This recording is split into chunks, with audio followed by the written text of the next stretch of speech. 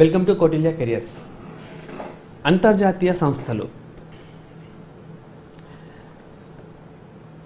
ఆర్థిక, రాజకీయ, సాంస్కృతిక ఇలా విభిన్న అవసరాల కోసం అన్ని దేశాల మధ్య పరస్పర సహకారం, సంబంధాలు అత్యవసరం. గతంలో కేవలం ద్వైపాక్షిక సంబంధాలు మాత్రమే ఉండేవి. అయితే దేశాల అవసరాలు పెరుగుతున్న కొద్దీ సంస్థల అవసరాలు ఒక కామన్ ప్లాట్ఫామ్ అంటే ఒక ఉమ్మడి విభాగాల ఆవశ్యకం తప్పనిసరి. ఈ నేపథ్యంలో ఎన్నో సంస్థలు ఆవిర్భవించాయి. గతంలో మనం చెప్పుకున్నట్టు మొదటి ప్రపంచ యుద్ధం ఫలితంగా నానాజాతి సమితి, మొదటి ప్రపంచ యుద్ధాన్ని నిలిపేసేందుకు ఏర్పడింది నానాజాతి సమితి. అయితే దీని వైఫల్యంతో రెండో ప్రపంచ యుద్ధం తర్వాత తిరిగి ప్రపంచ శాంతి స్థాపనకు ఐక్యరాజ్య సమితి ఏర్పాటైంది అనుకున్నాం. అలాగే ఐక్యరాజ్య సమితికి అనుబంధంగా ఎన్నో సంస్థలు ఆవిర్భవించాయి. దాదాపుగా 17 సంస్థలు ఐక్యరాజ్య సమితికి అనుబంధంగా పనిచేస్తున్నాయి. వివిధ దేశాలకు ఆయా సంస్థలకు ఉన్న వివిధ బాధ్యతలు, పరిమితులతో ఇవి పనిచేస్తూ ఉంటాయి. ఈ సంస్థలు పోటీ పరీక్షలకు చాలా కీలకమైనవి.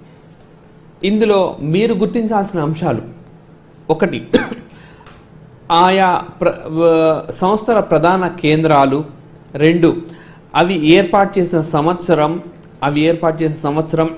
3, ఏవైనా ఆయా సంస్థలు వార్తల్లో ఉంటే అవి వార్తల్లో ఉన్నందుకు కారణం.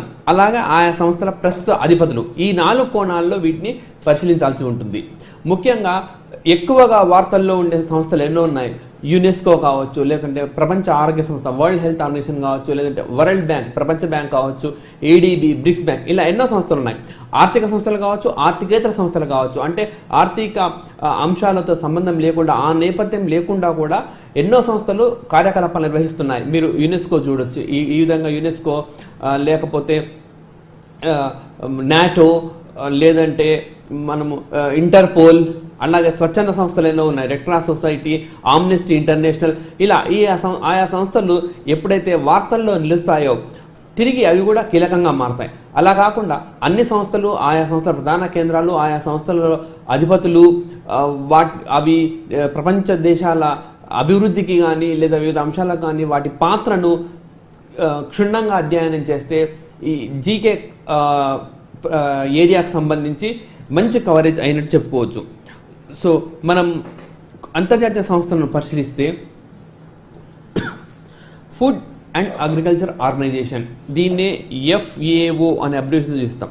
తెలుగులో చెప్పాలంటే దీన్ని ఆహార వ్యవసాయ సంస్థగా చెప్పుకోవచ్చు. పేరునే ఇది సూచిస్తుంది. దీని విధులేంటి? ఓకే, సో ప్రపంచ దేశాల మధ్య వ్యవసాయ విధానాలు విభిన్నంగా ఉంటాయి. ఆయా వ్యవసాయాలకు సంబంధించి పరిశోధన చేయడం మాత్రమే కాకుండా ఆయా దేశాలకు అనుకూలమైన వ్యవసాయ విధానాలను, ఆహారాలకు సంబంధించిన అంశాలన్నింటిలో ఈ సంస్థ సహాయ సహకారాలు అందిస్తుంది. ఈ సంస్థ ప్రధాన కేంద్రం ఇటలీ రాజధాని రోమ్లో ఉంది. దీనిని 16 అక్టోబర్ 1945లో ఏర్పాటు చేశారు. ప్రపంచ ఆహార దినోత్సవం అక్టోబర్ 16నే నిర్వహిస్తారు. ప్రపంచ ఆహార దినోత్సవం ఎందుకు 16 అక్టోబర్న ప్రపంచ ఆహార దినోత్సవంగా నిర్వహిస్తారంటే కారణం అదే రోజున ఈ సంస్థను ఏర్పాటు చేశారు. దీనికి కారణంగా ఇటీవల అంటే 2015లో, ఇది 1945 సంవత్సరంలో ఏర్పాటైంది. 2015లో తన 70వ వార్షికోత్సవం జరుపుకుంది. మనము ఐక్యరాజ్య సమితిలో చూసాం. ఐక్యరాజ్య సమితి కూడా ఈ ఏడాది 70వ వార్షికోత్సవం జరుపుకుంది. ఐక్యరాజ్య సమితి సర్వసభ్య సమావేశం, సాధారణ సమావేశం, యునైటెడ్ నేషన్ జనరల్ అసెంబ్లీ అని చెప్తాం. అది 70వ సమావేశాన్ని సెప్టెంబర్ 25 నుంచి నిర్వహించింది. అలాగే అదే రోజున సుస్థిరాభివృద్ధి లక్ష్యాలను ఏర్పాటు చేసుకుంది. సుస్థిరాభివృద్ధి లక్ష్యాల్లో ప్రధానంగా ఆహారము, వ్యవసాయ అంశాలకు ప్రాధాన్యం ఇచ్చారు. ఏ విధంగా ఈ ఆహారం అన్నది సాంఘిక భద్రతకు కీలకమో, ఏ విధంగా పండిన వ్యవసాయము ప్రతి పేదవాడికి చేరాలో అన్న కోణంలో ఈ సుస్థిరాభివృద్ధి లక్ష్యాలు ఉన్నాయని మనం పరిశీలించాం. కాబట్టి ఈ చాలా కీలకమైన సంస్థ. ప్రస్తుతం దీనికి బ్రెజిల్కు చెందిన జోస్ గ్రాజియానో డా సిల్వా నాయకత్వం వహిస్తున్నారు. ఈ వ్యవస్థకు తొలి అధ్యక్షుడు బ్రిటన్కు చెందిన జాన్ బాయిట్ ఆర్, ఈయన నేతృత్వం వహించారు. దీని ప్రధాన కార్యాలయం ఇంతకుముందు చెప్పినట్టు ఇటలీ రాజధాని రోమ్లో ఉంది. దీని ప్రధాన వీధి వ్యవసాయం. 2015లో ప్రతి సంవత్సరం ఆహార దినోత్సవం నాడు ఇది ఒక ఉత్సవాన్ని నిర్వహిస్తుంది. 2015లో కూడా అదేవిధంగా నిర్వహించింది. ప్రతి ఏడాది జరిగే ఉత్సవానికి థీమ్ ఎంపిక చేస్తుంది. థీమ్ అంటే ప్రధాన ఉద్దేశము. ఇదొక్కటే సంస్థ కాదు, చాలా సంస్థలు ఆయా సంస్థలు నిర్వహించే కార్యకలాపాలకు సంబంధించి థీమ్ను పేర్కొంటాయి. ఈ సంస్థ ఈ ఏడాది పేర్కొన్న థీమ్ వచ్చేసి social protection and agriculture. Social protection and agriculture. Social protection సాంఘిక భద్రత వ్యవసాయం. దీని భావం సాంఘిక భద్రత వ్యవసాయము. వ్యవసాయంతో సాంఘిక భద్రత ఉంటుందన్న ఒక సందేశం ఇందులో నిగూఢంగా కనిపిస్తుంది. ఏ విధంగా వ్యవసాయం సుభిక్షంగా ఉంటే వ్యవసాయం పెరిగితే ఉత్పత్తి పెరుగుతుంది. ఉత్పత్తి పెరిగితే ప్రజల్లో ఆహార ధరలు అంతగా పెరగవు, అంటే పెద్దగా ద్రవ్యోల్బణానికి దారితీయదు. ధరలు ఎప్పుడైతే తక్కువగా ఉంటాయో అప్పుడు పేద ప్రజలు కూడా ఆహార ధాన్యాలు తక్కువ ధరకే అందుబాటులోకి వస్తాయి. దీని ఫలితంగా ఇది వాళ్ళకి ప్రయోజనకరంగా ఉంటుంది. అంటే మంచి వ్యవసాయం ఉన్నప్పుడు సాంఘిక భద్రత ఉంటుంది. సో ఈ ఉద్దేశాన్ని ఆయా ప్రపంచ దేశాలకన్నిటికీ తీసుకువెళ్ళాలన్న ప్రధాన ఉద్దేశంతోనే దీన్ని థీమ్గా ఎన్నుకున్నారు. Social protection and agriculture. సుస్థిరాభివృద్ధి లక్ష్యాలకు సంబంధించి ఈ సంస్థ కీలకంగా మారింది కాబట్టి దీని నుంచి ఏ కోణంలో అయినా ప్రశ్నించే అవకాశం ఉంది. అలాగే మనం మరొక సంస్థ వస్తే ఇంటర్నేషనల్ అటామిక్ ఎనర్జీ ఏజెన్సీ. అంతర్జాతీయ అణుభద్రతా సంస్థ అని చెప్పుకోవచ్చు. దీన్ని తెలుగులో అంతర్జాతీయ అణుభద్రతా సంస్థ. మీరు పరిశీలిస్తే గత 2-3 సంవత్సరాలుగా ఈ సంస్థ వార్తల్లో ఉంది. ఒకటి ప్రధాన కారణం ఇరాన్ దేశానికి సంబంధించి. ఇరాన్ దేశము అణు బాంబులను, న్యూక్లియర్ వెపన్స్ను తయారు చేస్తూ ఉందని చెప్పి అగ్రదేశాలు, అమెరికా తదితర అగ్రదేశాలు ప్రధానంగా ఎంతో కాలంగా ఆరోపణ చేస్తూ ఉన్నాయి. అయితే ఇరాన్ ఈ ఆరోపణలన్నీ తోసిపుచ్చుతూ ఉంది. అయితే ఇందుకు నిర్ధారించాల్సిన బాధ్యత ఎవరిది? అందుకోసమే అట్లాంటి అంటే కేవలం ఆయా దేశాలపైన వచ్చిన అలిగేషన్స్ లేదా ఆరోపణలను నిర్ధారించడం కోసం ఏర్పడిన సంస్థ కాదు. ప్రపంచంలో అణుశక్తి అన్నది శాంతియుతంగా ఉపయోగించుకునేలా సూచనలు, సలహాలు ఇవ్వడం కోసం ఈ సంస్థను ప్రధానంగా ఏర్పాటు చేశారు. అయితే ఈ సంస్థ ఏ దేశం పైన వచ్చిన ఆరోపణలు, అంటే ఈ పలానా దేశం అణు కార్యక్రమాలు నిర్వహిస్తుంది అని చెప్పినప్పుడు ఈ సంస్థలో ఉండే నిపుణులు వెళ్ళి పరిశీలించి దాన్ని నిర్ధారిస్తారు. సో గత 2 సంవత్సరాలుగా ఇరాన్ ఈ ఆరోపణలు ఎదుర్కొంటుంది. ఈ నేపథ్యంలో P5+1 నేషన్స్, P5+1 దేశాలు, అట్లాగే ఇరాన్, P5+1 దేశాలు, ఇరాన్ ఒక ఒప్పందానికి వచ్చాయి. P5+1 దేశాలంటే ఐక్యరాజ్య సమితి భద్రతా మండలిలో శాశ్వత సభ్య దేశాలు 5. ఏంటి ఆ శాశ్వత సభ్య దేశాలు? America, Britain, France, Russia, China. ఇవి శాశ్వత సభ్య దేశాలు. ఐక్యరాజ్య సమితి భద్రతా మండలిలో ఈ 5 శాశ్వత సభ్య దేశాలు. గతంలో మనం ఐక్యరాజ్య సమితి వివిధ అంగాల గురించి చర్చించుకున్నాం. అందులో ఈ విషయాన్ని నేను ప్రస్తావించాను. ఏమని? ఐక్యరాజ్య సమితి భద్రతా మండలిలో 5 శాశ్వత సభ్య దేశాలు ఉన్నాయి. వీటికి వీటో అధికారం కూడా ఉంటుంది.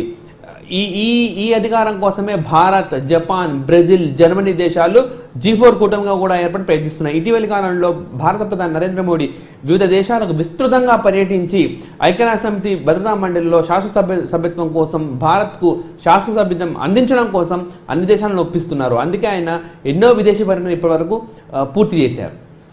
సార్, P5+1 నేషన్స్ అంటే ఐక్యరాజ్య సమితి భద్రతా మండలిలో 5 శాశ్వత సభ్య దేశంతో పాటు జర్మనీ దేశం కూడా ఇందులో పాల్గొంది. ఇటీవలి పోటీ పరీక్షల్లో P5+1 కూటమిలో +1 దేశం ఏది అంటూ ప్రశ్నించారు. +1 అంటే జర్మనీ దేశము. ఇది దేంతో చర్చిస్తుంది? ఇరాన్తో చర్చిస్తుంది. ఏ అంశం పైన? అణు బాంబులను ఇరాన్ తయారు చేసింది అన్న ఆరోపణల పైన ఇది చర్చింది. ఈ చర్చలు ఫలించి ఇరాన్ తమ దేశంలో అణు పరీక్షలు జరిగాయా లేదా నిర్ధారించుకోవడం కోసం IAEA టీంని అనుమతించింది. IAEA అంటే ఇంటర్నేషనల్ అటామిక్ ఎనర్జీ ఏజెన్సీ, అంతర్జాతీయ అణు భద్రతా సంస్థ. ఈ సంస్థ ప్రతినిధులు తమ దేశంలోకి వచ్చి పర్యటించుకొని విషయాన్ని నిర్ధారించుకోవచ్చు అని చెప్పి అనుమతించింది. ఇది ఈ ఒప్పందం మూలంగానే ఇది జరిగింది. దీంతో IAEA సభ్యులు ఒక పర్యటన పూర్తి చేశారు. అయితే అన్ని ప్రదేశాలు ఇరాన్ తన దేశంలో అన్ని ప్రదేశాల్లోకి అనుమతించలేదన్నది ప్రధాన ఆరోపణ. అయితే ఇంకా ఈ ఒప్పందం అమల్లో ఉంది. త్వరలో మరోసారి IAEA ఆ దేశాన్ని పర్యటించే అవకాశం కూడా ఉంది. అదేవిధంగా 2015 మార్చిలో ఈ సంస్థ భారత్ను కూడా సందర్శించింది. అయితే భారత్ పైన ఎలాంటి ఆరోపణ లేకపోయినప్పటికీ ఈ సంస్థ ప్రతినిధులు భారత్ను సందర్శించడానికి ప్రధాన కారణము కేవలం భారతదేశానికి సూచన సలహాలు ఇవ్వడానికి. భారతదేశం నిర్వహిస్తున్న తీరును ఈ సంస్థ పూర్తిగా ప్రశంసించింది. అలాగే ఈ చాలా సురక్షితంగా అణుభద్రత ప్లాంట్లను భారత్ నిర్వహిస్తుందని, ఇందుకు అవసరమైన విద్యా వ్యవస్థలు కూడా భారతదేశంలో చాలా పటిష్టంగా ఉన్నాయని చెప్పి ఈ సంస్థ పేర్కొంది. ఎందుకంటే అణు ప్లాంట్లలో జరిగే ప్రమాదాలు చాలా తీవ్రమైనవి. మనకు 2011లో ఫుకుషిమాలో జరిగింది. అట్లాగే రష్యాలో జరిగిన చెర్నోబిల్ ప్రమాదం అత్యంత తీవ్రమైన ప్రమాదం. అణు ప్లాంట్లలో జరిగే ప్రమాదాలు చాలా కీలకంగా ఉంటాయి. భారతదేశం కూడా ఇటు కుడంకుడంలో కానీ లేదా మధ్యప్రదేశ్లో జైత్పూర్లో కూడా ఒక అణు ప్లాంట్ పెట్టాలనుకుంటుంది. దీనికి సంబంధించి అక్కడ స్థానికులు వ్యతిరేకిస్తున్నారు. ఇటీవలే ఈ జైత్పూర్ ప్రాజెక్టు ప్లాంట్లో ఆ పరిధిలో వచ్చే గ్రామాల సభ్యులు కూడా దీన్ని పూర్తి స్థాయిలో వ్యతిరేకించారు. ఈ నేపథ్యంలో ఇది చాలా కీలకమైన అంశం. దానికి సంబంధించి సూచనలు సలహాలు ఇచ్చే వ్యవస్థ, ఆ వ్యవస్థ ప్రధాన కేంద్రం, అది ఏర్పాటు చేసే సంవత్సరం, ఇవన్నీ పరిశీలించాల్సి ఉంటుంది. ప్రస్తుతం ఈ సంస్థ జూలై 29, 1957లో ఏర్పాటు చేశారు ఈ సంస్థని. దీని ప్రధాన కేంద్రం ఆస్ట్రియా రాజధాని వియన్నాలో ఉంది. ప్రస్తుతం దీనికి యూకియో అమనో జపాన్ దేశస్థుడు నేతృత్వం వహిస్తున్నారు. మొట్టమొదటి వ్యక్తి స్టెర్లింగ్ కోల్, అమెరికాకు చెందిన శాస్త్రవేత్త. అలాగే ఈ IAEA international atomic energy agency 2005 సంవత్సరంలో నోబెల్ బహుమతిని కూడా పొందింది. అయితే కేవలం ఈ సంస్థ కాకుండా నాడు ఆ సంస్థకు నేతృత్వం వహిస్తున్న మహమ్మద్ ఎల్ బర్దాయ్ ఈ అవార్డును అందుకున్నారు. 2005 సంవత్సరంలో IAEA అప్పటి డైరెక్టర్ జనరల్ ఏ బర్దాయ్తో పాటు ఈ సంస్థ కూడా ఈ అవార్డును ప్రకటించారు. నోబెల్ బహుమతి పొందిన సంస్థ IAEA, అంతర్జాతీయ అణుశక్తి సంస్థ. Next, United Nations Educational, Scientific and Cultural Organization. దీన్నే యునెస్కో అని మామూలుగా చెప్తూ ఉంటాం. దాదాపుగా ఐక్యరాజ్య సమితికి సంబంధించిన సంస్థల్లో ప్రధానంగా వార్తల్లో ఉండే సంస్థల్లో ఇదొకటి. ప్రపంచ ఆరోగ్య సంస్థ, అట్లా చాలా సంస్థలు ఎప్పటికీ నిరంతరం వార్తల్లో ఏదో ఒక అంశంలో నిలుస్తూ ఉంటాయి. అలా నిలిచే సంస్థల్లో అగ్రభాగాన ఉండేది యునెస్కో. ప్రపంచ దేశాల్లోని వారసత్వ సంపదలను, అవి సహజమైన వారసత్వ సంపదలు కావచ్చు లేదా కృత్రిమమైన కావచ్చు, ఏవైనా సరే ఆయా వారసత్వ సంపదలను పరిరక్షించేందుకు గాను ఈ సంస్థ ఏర్పడింది. ప్రారంభంలో నేను చెప్పినట్టు కేవలం అంతర్జాతీయ సంస్థలు రాజకీయ ఆర్థిక స్థిరత్వం కోసమో లేదా ఆర్థిక లబ్ధి కోసం ఏర్పాటు చేసినవి కాదు. సాంస్కృతిక సంబంధాలు మెరుగుపరచడానికి, వారసత్వ సంపదలను పరిరక్షించుకోవడానికి ఇవి ఏర్పడ్డాయి. అలా ఏర్పడ్డ సంస్థే యునెస్కో. వారసత్వ సంపద అంటే మనము తాజ్మహల్ పరిగణించవచ్చు. తాజ్మహల్ అనేది ఒక కృత్రిమంగా, అంటే మన దేశం నిర్మించిన సంస్థ. దీన్ని కాపాడుకోవాల్సిన అవసరం ఉంది. కాలుష్యం బారిన ఇది పడుతుందన్న వార్తల నేపథ్యంలో ఈ సంస్థను పరిరక్షించుకునేలా నిధులు కేటాయింపు తదితర అంశాల్లో పూర్తిగా యునెస్కో అవసరమైన సలహాలు, సూచనలు, ఆర్థిక అంశాల్లో తోడు నిలుస్తూ ఉంటుంది ఈ యునెస్కో సంస్థ. భారతదేశానికి సంబంధించి ఇప్పటివరకు 32 యునెస్కో సైట్స్, యునెస్కో ప్రదేశాలు అంటాం, వాటిల్లో యునెస్కో సైట్గా ఒకసారి ఎంపికైతే ఆర్థిక కార్యకలాపాలను నిర్వహించుకోవడానికి వీలుండదు. ఉదాహరణకు పశ్చిమ కనుమలు, వెస్టర్న్ ఘాట్స్, మన దేశంలో పశ్చిమాన 6 రాష్ట్రాల్లో 1600 కిలోమీటర్ల మేర విస్తరించి ఉన్న పశ్చిమ కనుమలను యునెస్కో గుర్తించింది. ఒక్కసారి యునెస్కో గుర్తించిన తర్వాత ఈ బెల్ట్లో, అంటే ఈ ప్రాంతంలో ఎలాంటి మైనింగ్ కార్యకలాపాలు కానీ లేదా ఎలాంటి ఆర్థిక కార్యకలాపాలని, టూరిజం కూడా డెవలప్ చేయడానికి వీలుగా ఉండదు. అంటే అది సహజంగా ఏర్పడిన ఆ ప్రాంతాన్ని పరిరక్షించే బాధ్యతను యునెస్కో స్వీకరిస్తుంది. ఇలా కృత్రిమంగా ఏర్పాటైనవి లేదా సహజంగానే ఏర్పాటైన వాటిని కూడా గుర్తిస్తుంది. మొత్తం వెరసి ప్రస్తుతం భారతదేశంలో ఇవి 32 సైట్స్ ఉన్నాయి. 32 UNESCO sites are there in India.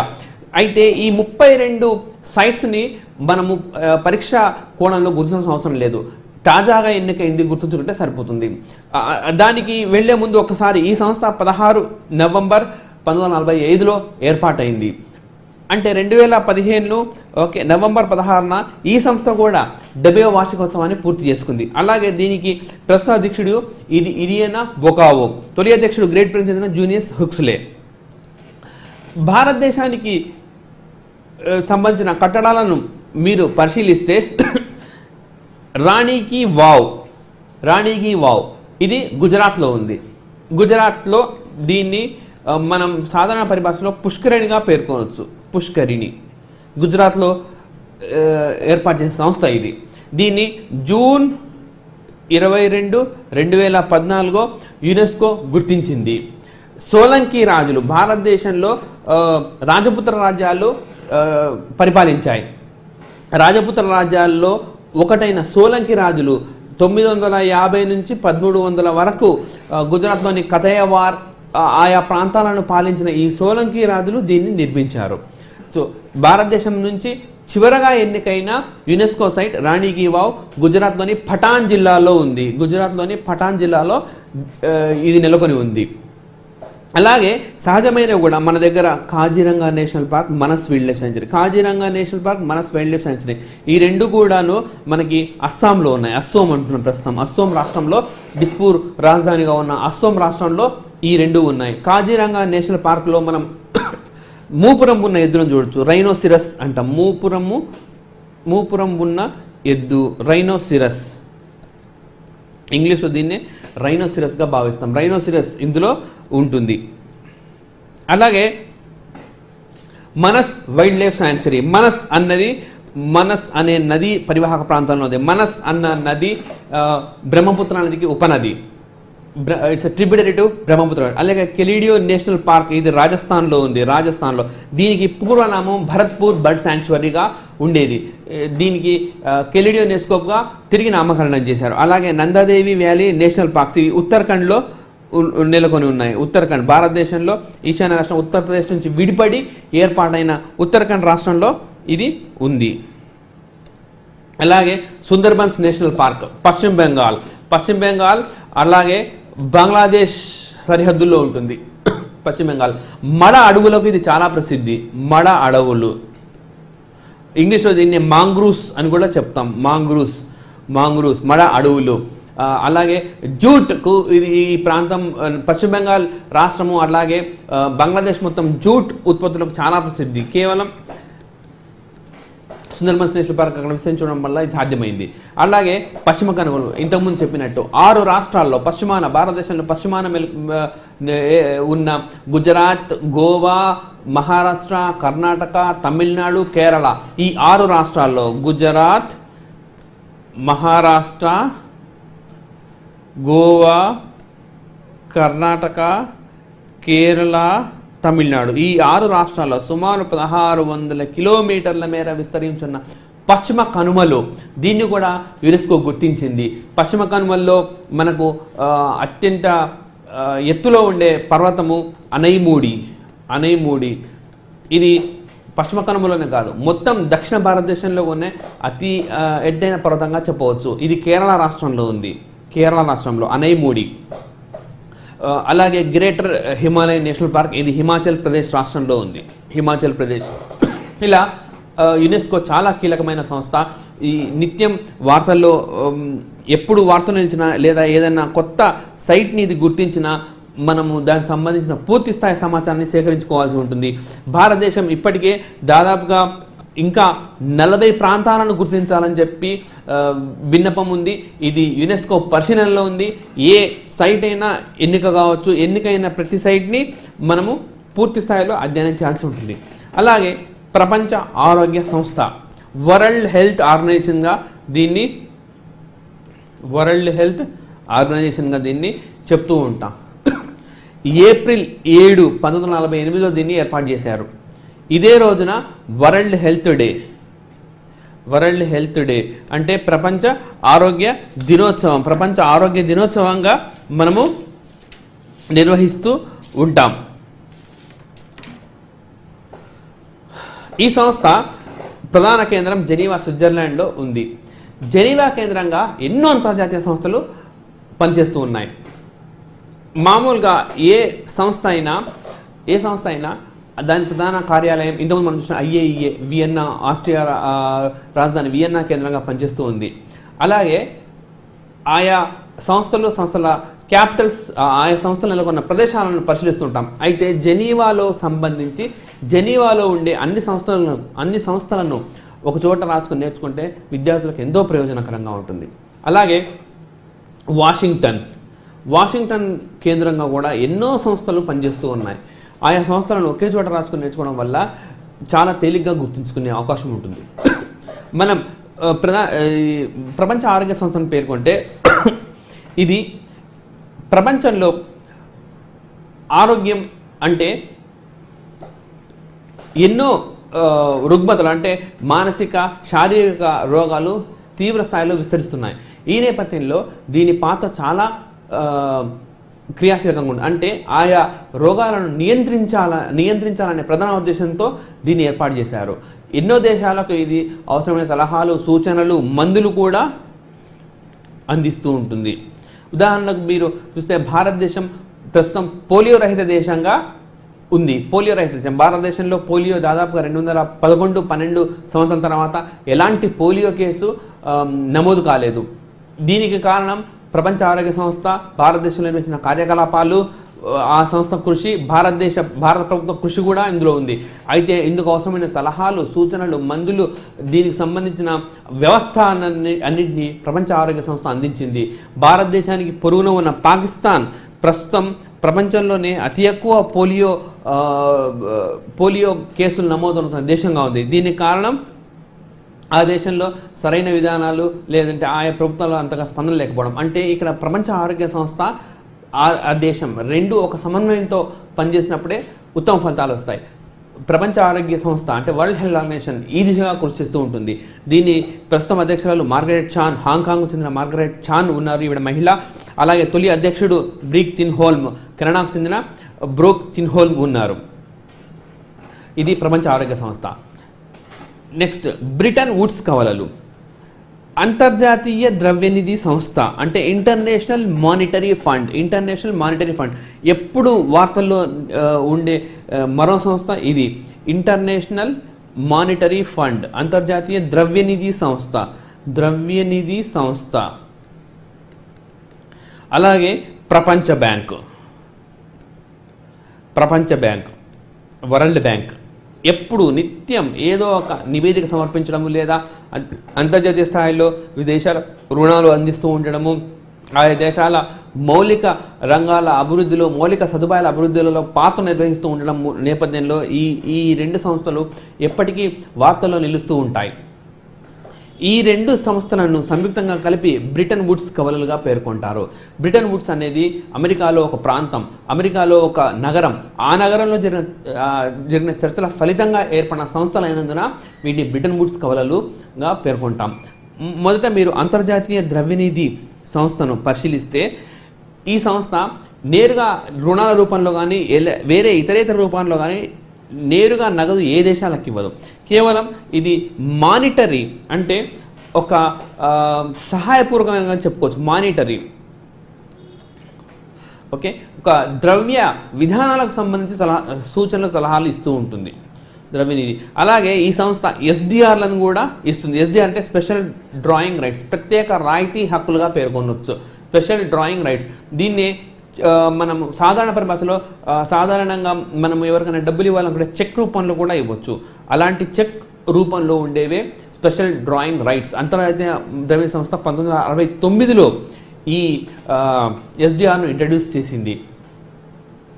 ఈ SDRs తర్వాత సలహాలు, సూచనల రూపంలో, అట్లాగే అంచనాలు, ఆయా దేశాల అభివృద్ధికి సంబంధించి జీడిపిలో ఎంత గ్రోత్ పర్సెంటేజ్ ఉండొచ్చు, ఆయా దేశాల వస్తువు సేవల ఉత్పత్తి ఈ రెండు అంశాల ఆధారంగా ఆయా దేశాలు ఏ విధంగా అభివృద్ధి చెందుతూ ఉన్నాయి, అభివృద్ధి దిశలో ఉన్నాయా లేదా, ఒకవేళ అభివృద్ధి దిశలో ఉంటే ఇంకా ఏ మేరకు అభివృద్ధి సాధించవచ్చు, లేదా అభివృద్ధికి వెనకబడి ఉంటే ఏ రంగంలో పురోగతి సాధించాలి, ఇలా అవసరమైన పూర్తి స్థాయి సూచనలు సలహాలు ఇస్తూ ఉంటాయి. అంతర్జాతీయ స్థాయిలో ఆయా దేశాలకు లభించే రుణాలు IMF ఇచ్చే రేటింగ్స్ పైన కూడా ఆధారపడి ఉంటాయి. కాబట్టి ఇది చాలా కీలకమైన సంస్థ, అంతర్జాతీయ ద్రవ్యనిధి సంస్థ.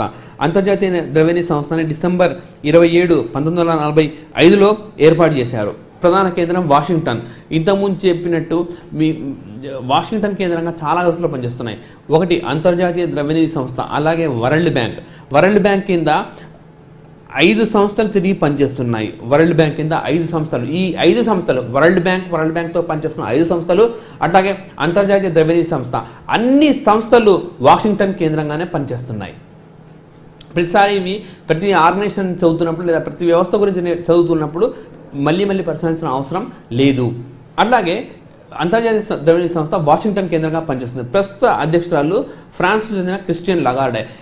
ఈవిడ ఈ సంస్థకు నేతృత్వం వహిస్తున్న తొలి మహిళ. She is the first woman to head the International Monetary Fund. అట్లాగే తొలి అధ్యక్షుడు బెల్జియం చెందిన కెమిలీ గట్. ఈ వ్యవస్థలో ప్రస్తుతం 188 దేశాలకు సభ్యత్వం ఉంది. ఐక్యరాజ్యసమితి సర్వసభ్య సమావేశంలో ఉన్న దేశాలు కూడా కొన్ని ఇందులో సభ్యత్వం పొందలేదు. అయితే ప్రస్తుతానికి ఈ దేశంలో ఉన్న మొత్తం సభ్య దేశాల సంఖ్య మాత్రం కేవలం 188 మాత్రమే. దీని పాత్ర ఇంతకుముందు చెప్పినట్టు ప్రపంచ దేశాల మధ్య ఆర్థిక సహకారం, సూచనలు, సలహాలు అందించేందుకు ప్రధానంగా ఉపయోగపడుతుంది. ఇక అన్నిటికంటే కీలకమైంది ప్రపంచ బ్యాంక్, వరల్డ్ బ్యాంక్. వాషింగ్టన్ కేంద్రంగా ఇది పనిచేస్తుంది. వాషింగ్టన్ కేంద్రంగా బ్రిటన్ వుడ్స్ కౌలల్లో IMFతో పాటు దీన్ని కూడా వన్ ఆఫ్ ద ట్విన్స్గా పేర్కొంటారు.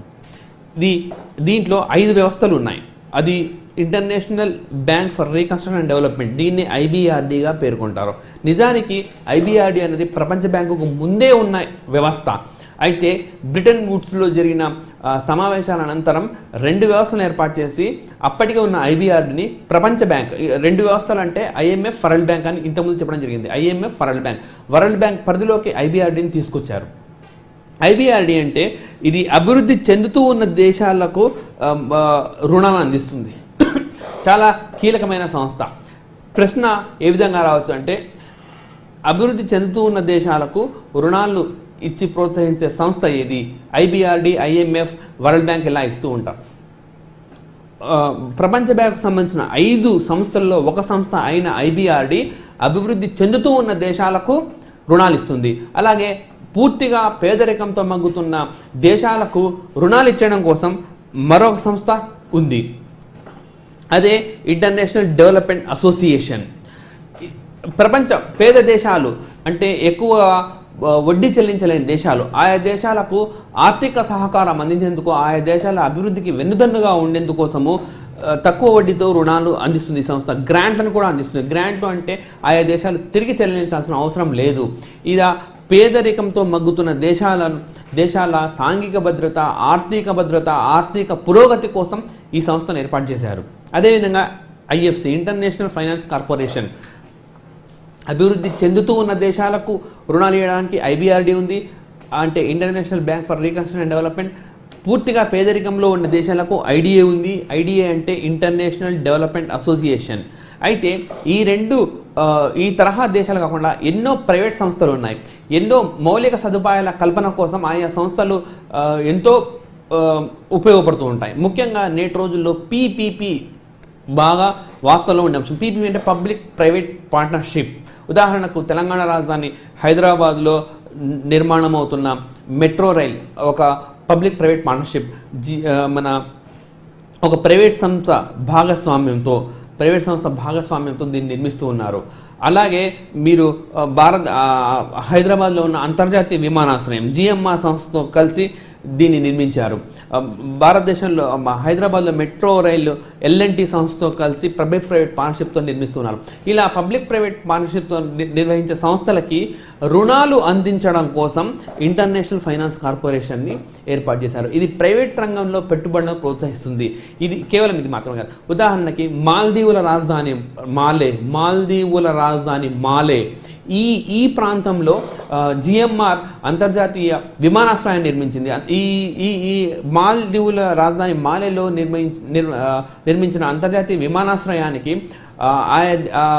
GMR సంస్థ ఇంటర్నేషనల్ ఫైనాన్స్ కార్పొరేషన్ సహకారాన్ని స్వీకరించింది. ఇప్పుడు మనం పరిశీలించిన వాటిలో మొట్టమొదటిది IBRD అభివృద్ధి చెందుతూ ఉన్న దేశాలకి, నెక్స్ట్ IDA పేద దేశాలకి, IFC ప్రైవేట్ కంపెనీస్కి, పబ్లిక్ ప్రైవేట్ పార్ట్నర్షిప్ను నిర్వహించే కార్పొరేషన్లకి ఈ సంస్థ నిధులను అందిస్తూ ఉంటుంది. అట్లాగే మల్టీలేటరల్ ఇన్వెస్ట్మెంట్ ఏజెన్సీ, ఇది వరల్డ్ బ్యాంక్ సంబంధించిన 4వ సంస్థ. ఇది చాలా దేశాల్లో FDIలు ఉంటాయి. FDIలు అంటే ఫారిన్ డైరెక్ట్ ఇన్వెస్ట్మెంట్. భారతదేశంలో విదేశీ సంస్థలు ఎన్నో వచ్చి పెట్టుబడులు పెడతాయి. ఉదాహరణకి మైక్రోసాఫ్ట్, గూగుల్, ఫేస్బుక్ ఇలా ఎన్నో సంస్థలు పెట్టుబడులు పెట్టాయి. అలాగే భారతదేశానికి చెందిన ఎన్నో సంస్థలు విదేశాల్లో పెట్టుబడులు పెడుతున్నాయి. ఉదాహరణకు బ్రిటన్లో టాటా కంపెనీ పెట్టుబడులు పెట్టింది. అట్లాగే ఇన్ఫోసిస్ కంపెనీ పెట్టుబడి పెట్టింది. ప్రపంచంలో ఈరోజు WTO ఆవిర్భవించాక ప్రపంచంలో వాణిజ్యానికి సంబంధించిన ఉన్న అడ్డంకులన్నీ తొలగిపోయాయి. ఈ నేపథ్యంలో ఒక దేశం మరో దేశంలో స్వేచ్ఛగా పెట్టుబడులు పెడుతూ ఉంది. అయితే ఇది కొన్ని దేశాల్లో రాజకీయ అస్థిరత మూలంగా ఎంతో ఇబ్బందులు ఎదురుకావచ్చు. ఉదాహరణకు గ్రీక్ దేశం ఇటు రాజకీయంగా ఆర్థికంగా కుంగిపోయింది. అయితే ఆ దేశంలో పెట్టుబడి పెట్టిన విదేశీ సంస్థల సంక్షేమం కోసం ఆయా విదేశీ సంస్థలు పూర్తి స్థాయిలో ఇబ్బందులు పడకుండా ఈ సంస్థ కాపాడుతుంది. మల్టీలేటరల్ ఇన్వెస్ట్మెంట్ ఏజెన్సీ ఆయా విదేశాల్లో పెట్టుబడులు పెట్టిన దేశాలకు పొలిటికల్ రిస్క్ ఇన్సూరెన్స్ అందిస్తుంది. అంటే పొలిటికల్గా రాజకీయంగా ఏ దేశంలో అయితే పెట్టుబడి పెట్టామో ఆ దేశంలో ఎలాంటి ఇబ్బందులు ఎదురైనా సరే ఇన్సూరెన్స్ పద్ధతిలో ఈ పెట్టుబడులు పెట్టిన సంస్థలకు వెనుదనుగా ఉంటుంది. అట్లాగే international centre for settlements of investment, ఎన్నో దేశాలు మరో దేశంతో వాణిజ్యానికి సంబంధించిన డిస్ప్యూట్స్ ఉంటాయి. అంటే ఆయా దేశాల మధ్య విభేదాలు ఉంటాయి. ఈ విభేదాలను పరిష్కరించడం కోసము ఈ సంస్థను ప్రత్యేకంగా ఏర్పాటు చేశారు. చివరి 2 సంస్థలు అంతగా ప్రాధాన్యం లేకపోయినట్టుగా మొదటి 3 సంస్థలు పరీక్షా కోణంలో చాలా కీలకమైనవి. Thank you.